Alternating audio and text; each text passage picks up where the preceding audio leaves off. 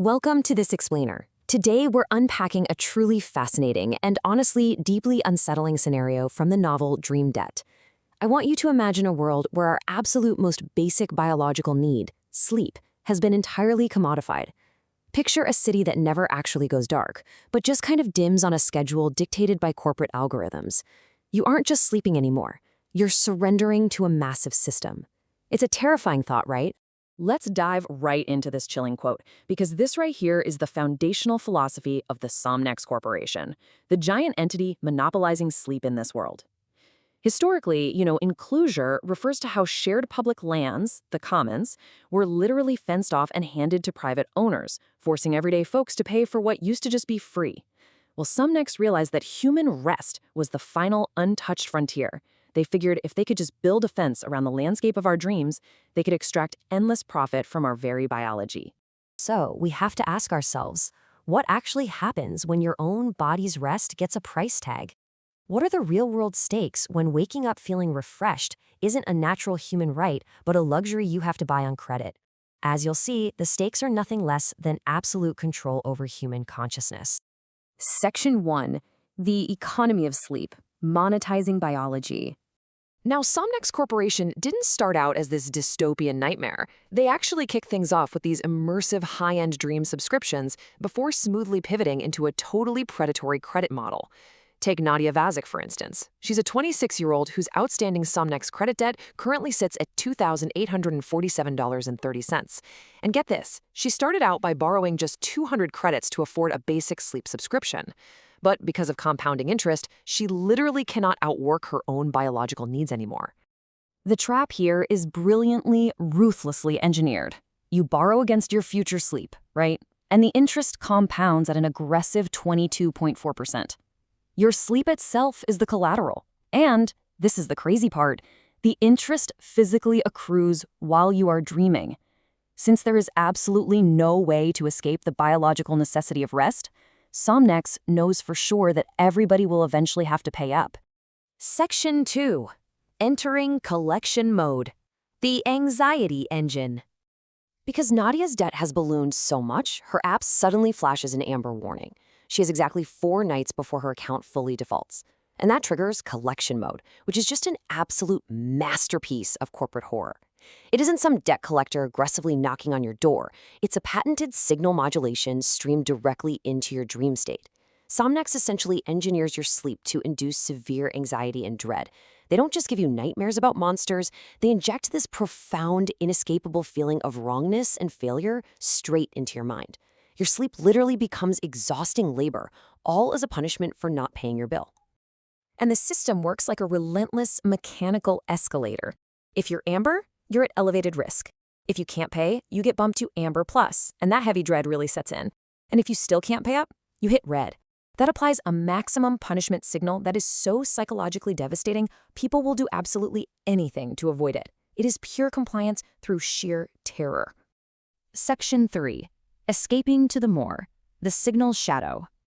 Okay, so when you are pushed to the brink of that red punishment signal, like Nadia is, you look for a way out. You seek out the Undercity.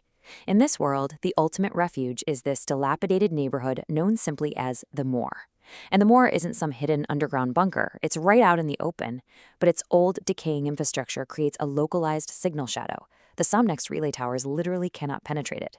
So desperate debtors flee to the Moor, not for luxury, but for the basic fundamental human right to just close their eyes without being punished by a corporate signal. Section 4. Power of the Commons. The Fold's Resistance.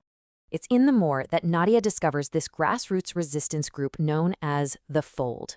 Now, they aren't fighting back with weapons, they are fighting by sleeping. It really comes down to 2 competing models. The Somnex broadcast model leaves you totally isolated, passively consuming borrowed corporate content. But the Fold, they utilize endogenous streaming. Basically, by sleeping in close physical proximity within this signal shadow, their minds naturally resonate with each other. It's not some perfectly shared narrative movie playing in their heads, but a shared emotional territory. They are reclaiming the commons of sleep and waking up genuinely rested entirely for free. But of course, the Fold knows they can't just hide out in the Moor forever. Enter a man named Orrin Marsh, who engineers an absolute game changer, the signal inverter. It's this incredibly simple matte black card that doesn't just block the Somnex feed, it scrambles it into harmless white noise. When Nadia finally uses it, her mind, which has been totally starved of its own natural function, returns to foundational images. She dreams of moving water. It's a profound, deeply personal dream that predates any corporate catalog. Her mind finally remembers how to dream for itself. And this triggers a rapid, high-stakes technological arms race. I mean, just 2 years ago, resistance meant slapping a temporary masking patch on your neck. But today, Orrin has developed a 4th-generation portable inverter with a 9-meter radius. That means a whole room of people can sleep safely anywhere in the city, not just confined to the Moor. And within the next 12 months, they actually plan to mass manufacture these devices. The resistance is scaling up and it's spreading like wildfire. Section 5. The Corporate Threat. Somnex responds. Naturally, a monopoly isn't just going to take this lying down. Somnex executives Prell and Melanti are completely panicking over their quarterly deviation report. It shows a massive, unprecedented loss of user engagement. In Q3, the gap was 4.3%. By Q4, it jumped to 6.7%, and it's projected to accelerate to 8.1%. To Somnex, this isn't just a minor glitch. It is a massive, quantifiable crisis. Everyday people are literally discovering they don't need the product. Executive Melanti hits the nail on the head regarding the true danger here. He states, a competitor you can acquire or undercut, a commons you can only enclose. See, because the Fold is entirely free and non-commercial, Somnex literally can't buy them out. They can't offer a cheaper, more competitive subscription. The only way to defeat a shared, free resource is to legally and structurally destroy it from the ground up. So, Somnex unleashes these, frankly, terrifying countermeasures. They start actively mapping signal absences in the Moor. They purposefully disrupt the supply chains that Orrin relies on to build his inverters. But most chillingly of all, they begin drafting international legislation to outright criminalize unauthorized sleep. We are looking at a very real ticking clock of maybe 12 to 18 months before it becomes literally illegal to sleep without a corporate interface plugged into your head. Section 6. A controlled dismantling. Prell's ultimatum. The tension reaches an absolute boiling point when Prell, the head of Somnex's enforcement division, walks right into the Fold's sanctuary in a former schoolhouse for a high-stakes standoff. She knows she's staring down a massive problem, largely thanks to Dr. Yeva Strom. Dr. Strom is a researcher working within the Fold, and she has compiled devastating, peer-reviewed data, clean EEG profiles, and lower cortisol curves mathematically prove that the collective signal-free sleep is biologically superior to anything Somnex is selling. It proves Somnex isn't a necessity at all. It's just an artificial interference that they're forcing people to pay for. Which leads straight to Prell's ultimatum. She completely admits to the leaders of the Folds that the corporate necessity argument is dead. But, she warns, if Dr. Strom publishes this data right now, the legal fallout will be utterly chaotic. Courts will freeze up, some debts might clear, but others will languish, and millions of vulnerable people will suffer terribly during the crash. Think about that. The corporate enforcer is basically admitting her product is a catastrophic failure, and she is standing there begging the grassroots resistance for time. So, the two sides strike this incredibly fragile truce.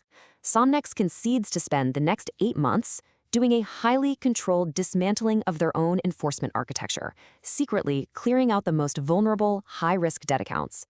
In exchange, the Fold agrees to delay publishing their devastating research for exactly 8 months, while crucially retaining the right to quietly scale their inverter technology in the background. Now, to actually decide on whether to take this monumental deal, the Fold's leader, Emmeline, point-blank refuses to hold a standard boardroom vote. She says, "The collective doesn't vote, we sleep with the question present and see what we find in the morning." It is such a profound, beautiful rejection of corporate structure. They process the fate of their entire movement through the shared commons of their own minds, trusting their collective humanity to naturally guide them to the right answer. Which leaves us with this final, incredibly provocative question to chew on. If our bodies inherently know how to rest and how to heal in ways that algorithms and economies can literally never replicate, who really owns your sleep? What parts of our basic, everyday humanity are currently being enclosed and sold back to us today? It's a fascinating, if somewhat scary, lens to look through. Thank you so much for joining me on this explainer. Keep questioning the systems around you, and as always, keep learning.